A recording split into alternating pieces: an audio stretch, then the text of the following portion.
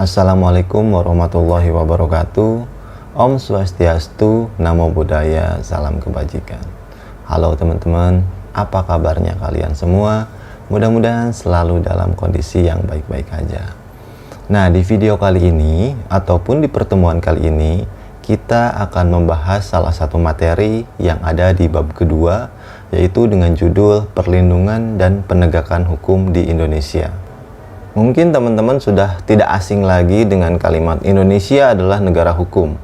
Nah, di sini kita akan membahas mengapa Indonesia negara hukum, dan ketika kita menjadi warga negara Indonesia, maka kita harus tahu nih teman-teman, apa sih hak-hak kita di mata hukum dan kewajiban-kewajiban kita juga di mata hukum.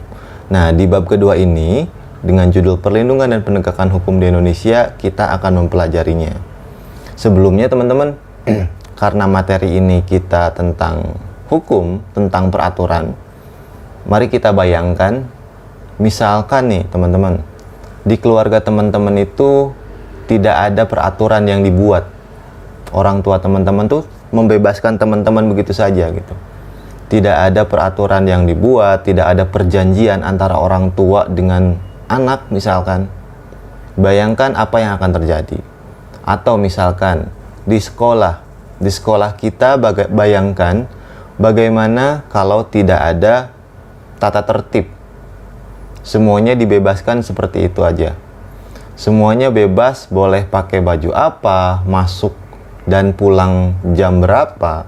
Pokoknya tidak ada tata tertib sama sekali, tidak ada peraturan sama sekali. Bayangkan sekolah itu akan seperti apa. Atau di lingkungan masyarakat. Kita tahu bahwa Indonesia itu memiliki norma-norma yang ada di masyarakat. Tapi coba bayangkan kalau norma-norma tersebut tidak diterapkan atau tidak ada di lingkungan masyarakat. Bagaimana di lingkungan kita? Apakah akan tertib? Apakah akan tenang? Apakah akan nyaman? Coba teman-teman bayangkan. Nah, apalagi nih di suatu negara. Bayangkan kalau di suatu negara, atau bayangkan di negara kita deh teman-teman, tidak ada namanya undang-undang, tidak ada namanya peraturan. Bagaimana dengan keberlangsungan negara ini teman-teman? Apakah akan baik-baik saja atau terjadi kekacauan? Jangankan kita berpikir bahwa tidak ada hukum di dunia ini teman-teman. Adanya hukum, tetapi hukum itu tidak ditegakkan pun, itu akan terjadi kekacauan.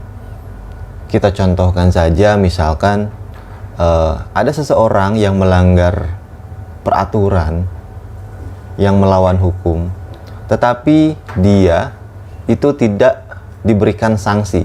Dia dibiarkan begitu saja, tanpa ada hukuman, tanpa ada sanksi. Itu akan menjadi bumerang, karena setiap orang pasti akan melakukan hal seenaknya, melakukan segala cara dan menghalalkan segala cara untuk mencapai tujuan yang dia inginkan, teman-teman. Nah, di sini dijelaskan, teman-teman, ketika hukum itu tidak dipatuhi dan tidak dilaksanakan, akan terjadi kekacauan di semua bidang kehidupan. Setiap orang akan berbuat seenaknya atau menghalalkan segala cara untuk mencapai tujuannya, sehingga keamanan, ketentraman, dan ketertiban sulit untuk terwujud. Karena ketika seseorang akan ataupun ingin melakukan hal seenaknya dia, sesuka hatinya dia, maka itu ada kemungkinan untuk merugikan orang lain. Nah, hukum atau peraturan itu mencegah terjadinya seperti itu. Jadi ketika tidak ada hukum, tidak ada peraturan yang ditetapkan ataupun yang dilaksanakan, maka kita sulit untuk mendapatkan keamanan, kenyamanan, ketertiban. Nah, maka dari itu penegakan dan perlindungan hukum itu perlu kita ketahui, agar kita tahu nih teman-teman, apa sih hak-hak kita di mata hukum dan apa sih kewajiban-kewajiban kita yang harus kita lakukan. Nah, teman-teman, di sini dijelaskan kalau suatu perlindungan dapat dikatakan sebagai perlindungan hukum apabila memiliki beberapa unsur sebagai berikut. Di sini ada 4 poin. Yang pertama adalah perlindungan hukum dari pemerintah kepada warganya. Nah, ini adalah kewajiban pemerintah untuk melindungi seluruh warga negaranya. Dengan seperti apa? Salah satunya adalah pembuatan peraturan, pembuatan undang-undang, baik itu peraturan secara nasional maupun peraturan-peraturan daerah yang dibuat di setiap daerah. Itu semata-mata untuk melindungi warga negaranya. Dan yang kedua, di sini ada jaminan kepastian hukum.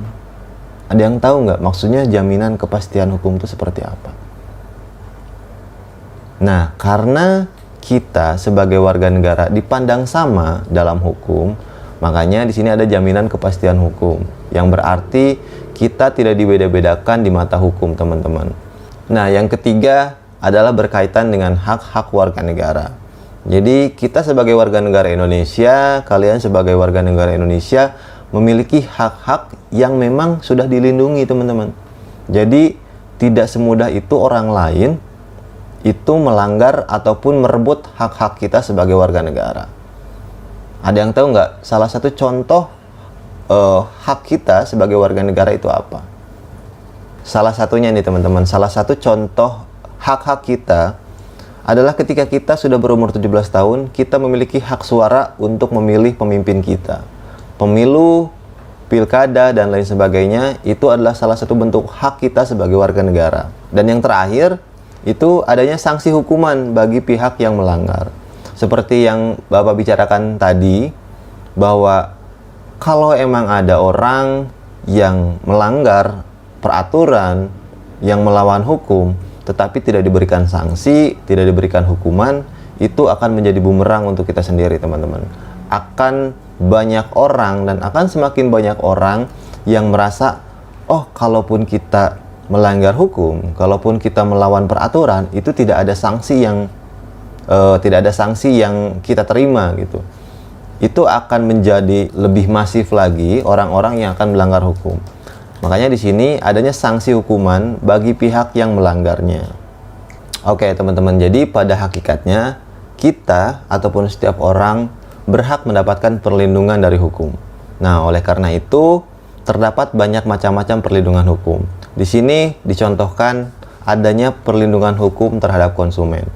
Nah, perlindungan hukum terhadap konsumen ini diatur dalam Undang-Undang RI Nomor 8 Tahun 1999 tentang perlindungan konsumen. Kalau teman-teman tahu nih, apa sih fungsinya perlindungan konsumen itu dibuat? Apakah teman-teman sering atau pernah bertransaksi jual beli dan teman-teman katakanlah teman-teman itu adalah sebagai pembeli, terus teman-teman dirugikan oleh si penjual, ataupun sebaliknya si penjual bisa jadi dirugikan oleh si pembeli gitu. Jadi ada kemungkinan kedua belah pihak itu dirugikan, teman-teman, baik dirugikan secara sadar ataupun tidak sadar, maksudnya secara disengaja ataupun tidak disengaja. Nah, perlindungan konsumen ini dimaksudkan agar hal-hal tersebut itu bisa diminimalisir. Jadi, baik konsumen ataupun produsen itu sama-sama tidak dirugikan. Karena undang-undang ini mengatur segala hal yang menjadi hak dan kewajiban antara produsen dan konsumen. Nah, di sini juga ada beberapa contoh perlindungan hukum lainnya.